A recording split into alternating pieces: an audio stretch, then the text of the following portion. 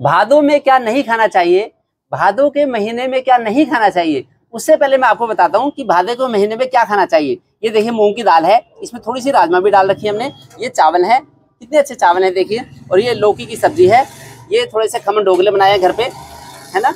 और ये है थोड़ी सी लौकी की लोज बनाई है ना। और ये रोटी है, मिसाटी की रोटी है। ऐसा खाना खाएंगे तो पूरे साल भर का आपका इंश्योरेंस हो जाएगा। भादों के महीने में इम्यूनिटी बढ़ाने का बड़ा अच्छा मौका होता है कि हम खाना संतुलित खाना खाएं। देखिए इस खाने के बलबूते पे ही मैं और मेरा पूरा परिवार पिछले कई दशकों से हमेशा हम लोग फिट रहते हैं। हमें कभी एलोपैथी, आयुर्वेद, नेचुरोपैथी कभी किसी चीज की जरूरत नहीं पड़ती। मैं ये भी आपको बताऊंगा कि भादों के महीने में क्या नहीं खाना चाहिए। लेकिन पहले मैं आपको बताता हूँ कि मेरे जितने भी रिलेटिव्स हैं, मैंने उनको सबको चैलेंज दे रखा है कि कोई हमारे साथ में 15 दिन आके रह ले। जैसे जो ऋतुओं का के हिसाब से खान पान रहन सहन रिकमेंडेड होता है, ऐसा खान पान रहन सहन हमारे साथ कोई 15 दिन करके देख ले। और एक महीने में तो बीपी, शुगर, मोटापा, कब्ज, फैटी लीवर, पीसीओडी जैसी बीमारियां दूर हो जाएंगी, हमेशा के लिए दूर हो जाएंगी एक महीने में। मेरा चैलेंज है। लेकिन उसके लिए लाइफस्टाइल भी बड़ी अच्छी रखनी पड़ेगी। कैसी लाइफस्टाइल हो? जैसी हमारी लाइफस्टाइल है। ये बात खाली कहने की नहीं है, एक चैलेंज है, ओपन चैलेंज है। तो मैंने अपने रिलेटिव से तो बोल रखा है कि हमारे साथ कोई 15 दिन या 1 महीना रह के देखे। क्यों? क्योंकि पिछले 3 दशकों से 30 साल हो गए लगभग मेरी शादी को। तो तब से हम लोग 4:15 बजे उठते थे डेली और लगभग 1-1.25 घंटा योग करते थे और 2 टाइम खाना खाते थे। लेकिन अब जब हम कुंभ के मेले से स्नान करके आए हैं, अब हम लोग सुबह 2:30 बजे उठते हैं और लगभग 3 से 4 घंटे सुबह योग करते हैं। 3-3, 4-4 किलोमीटर की दोनों टाइम सैर करके आते हैं। और सुबह मैं रनिंग भी करता हूँ, रेगुलरली रनिंग भी करता हूँ। और अब हम एक टाइम खाना खाते हैं।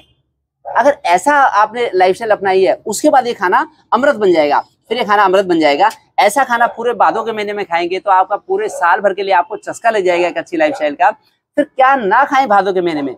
सबसे बड़ी चीज है कि दही भूल के भी ना खाएं भादों के महीने में। अगर भादों के महीने में दही खाएंगे तो आपकी कब्ज ठीक होने का नाम नहीं लेगी, आपका मोटापा कम हो ही नहीं सकता, आपका फैटी लीवर, आपका पीसीओडी ठीक हो ही नहीं सकता अगर भादों के महीने में दही खाएंगे। और इसी तरह से आपके जोड़ों का दर्द, आपकी सांस की दिक्कत ठीक होने का नाम नहीं लेगी। कोलेस्ट्रॉल, टीजी बढ़ते ही चले जाएंगे, ट्राइग्लिसराइड, कोलेस्ट्रॉल बढ़ेंगे, हार्ट डिसीज का खतरा हो जाएगा। जो लोग लगातार 5 साल, 10 साल, 15 साल इस तरह से गलतियां करते रहते हैं और भादों के महीने में भी दही खाते हैं, चाहे वो सलमान खान हो, चाहे वो अनंत अंबानी हो, उनको आज नहीं तो कल लाइफस्टाइल डिसीज से भुगतना ही पड़ता है। उनको बीमारियां होती हैं। जिनको भी बीपी की बीमारी है, जिनको भी शुगर की बीमारी है, वो सब खान पान की वजह से है। तो खान पान की चीजों को हल्के में ना लें, ऐसी लाइफस्टाइल रखें जैसे इस कैलेंडर में दिया खान पान ऐसा अपनाएं।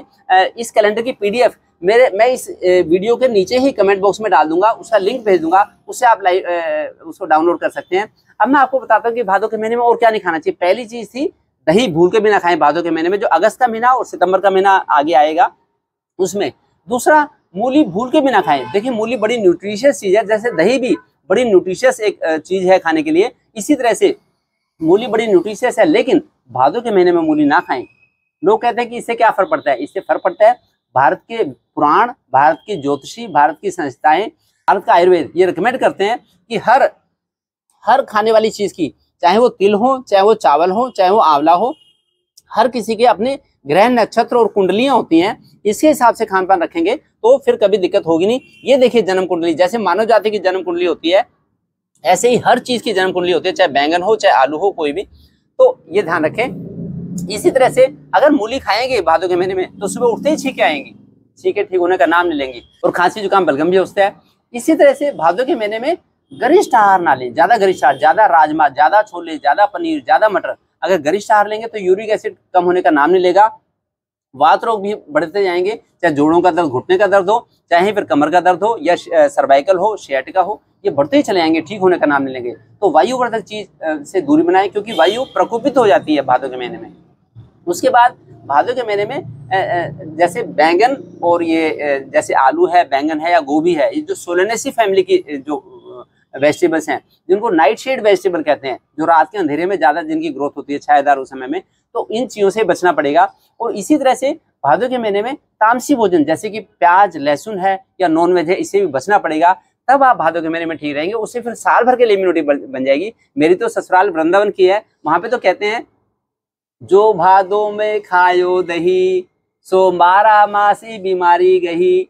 जो भादों के महीने में दही खाएगा वो 12 मासी बीमारी उसे लगी रहेगी। क्या होती है 12 मासी बीमारियां? बीपी, शुगर, मोटापा, कब्ज, फैटी लीवर, पीसीओडी, ये सब 12 मासी बीमारियां होती हैं। तो ये पीछा नहीं छोड़ती है आसानी से, एक बार लग गई तो लग जाती हैं।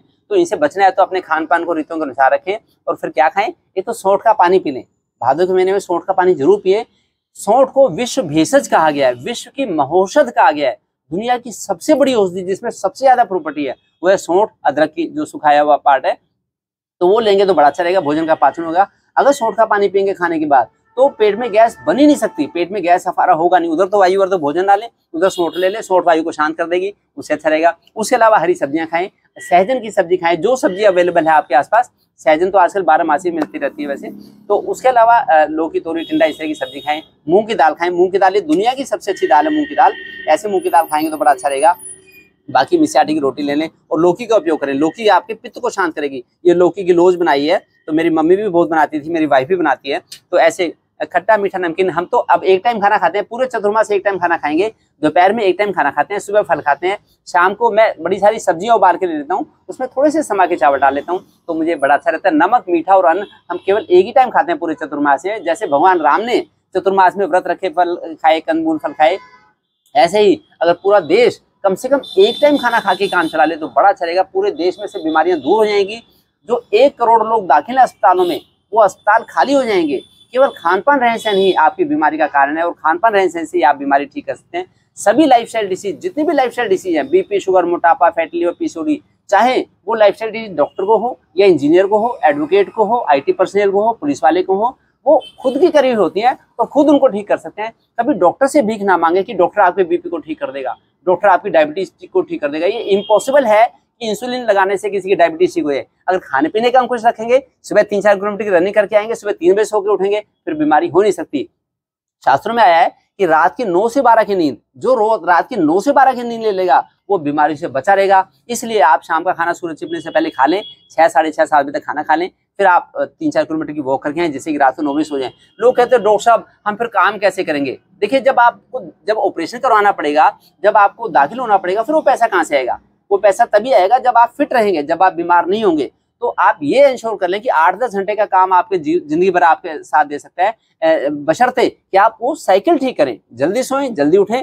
रात को लोग 8 बजे आके और बड़े गप्पे मारते रहते हैं 10 बजे तक, 11 बजे तक। इससे अच्छा जल्दी सोएं, जल्दी उठें, ब्रह्म मुहूर्त में उठ जाएं। सुबह 3 से 7 का टाइम आपका अपना टाइम है, इसमें जल्दी उठ के योग करेंगे, वॉक करेंगे और मालिश करेंगे तो आप ताउम्र ठीक रहेंगे। मैं चाहता हूँ कि ऐसी ऐसी वीडियो पूरे देश में शेयर करें, जिससे कि पूरे देश के लोग पॉजिटिव रहें और वो समझ जाएं कि मेरे फैटी लिवर को मैं ठीक कर सकता हूँ, मेरे बीपी को, शुगर को मैंने ही बनाया, मैं ठीक कर सकता हूँ। जो पतंजलि में चले गए, योग जिन्होंने किया, उनकी लाखों लोगों की बीपी, शुगर, मोटापे, फैटी लिवर की बीमारियां दूर होगी। क्यों? क्योंकि उनको जीवन का तरीका सिखा दिया भी हमें कैसे लाइफस्टाइल को मैनेज करना है। अगर आप खुद घर में सीख लेंगे तो आप बीमारी से खुद बाहर निकल सकते हैं। जैसे मैं और मेरा पूरा परिवार, मेरे पापा 91 ईयर्स के हो गए, 91 साल की उम्र में 92 साल के हो गए, अब पूरी तरह से फिट रहते हैं। 2-2.5 घंटे सुबह योग करते हैं, 4-4.5 घंटे सुबह पाठ पूजा करते हैं, 4-4.5 घंटे शाम को पाठ पूजा करते हैं, 2.5 किलोमीटर की सुबह सैर करते हैं, 2.5 किलोमीटर की शाम को सैर करते हैं, सुबह 2:30 बजे सो के उठते हैं। वो पूरा फिट रहते हैं, हमेशा रात को 9 बजे सो जाते हैं, बिल्कुल एग्जैक्टली पापा। तो ऐसे आप भी, सभी सीनियर सिटीजन देश के, मैं भी अब सीनियर सिटीजन होने वाला हूँ, मैं बड़ी सीनियर सिटीजन हूँ देश का। तो मैं चाहता हूँ कि सारे लोग 40 साल की उम्र के बाद जितना हेल्थ कॉन्शियस हो जाएं, जितना ही अपने लाइफस्टाइल को शार्प कर लें, समझ लें उसको, उससे अच्छा रहेगा और आप फिट रहेंगे और पूरा देश ऐसे फिट हो सकता है, जिससे कि आने वाले 5 साल में भारत विश्वगुरु बन सकता है, सुपर पावर बन सकता है। जब पूरा देश स्वस्थ रहेगा तब पूरा देश विश्वगुरु बनेगा। तो स्वस्थ रहने का तरीका आपके हाथ में, आपकी मुट्ठी में है, आप खुद स्वस्थ रह सकते हैं। Thank you.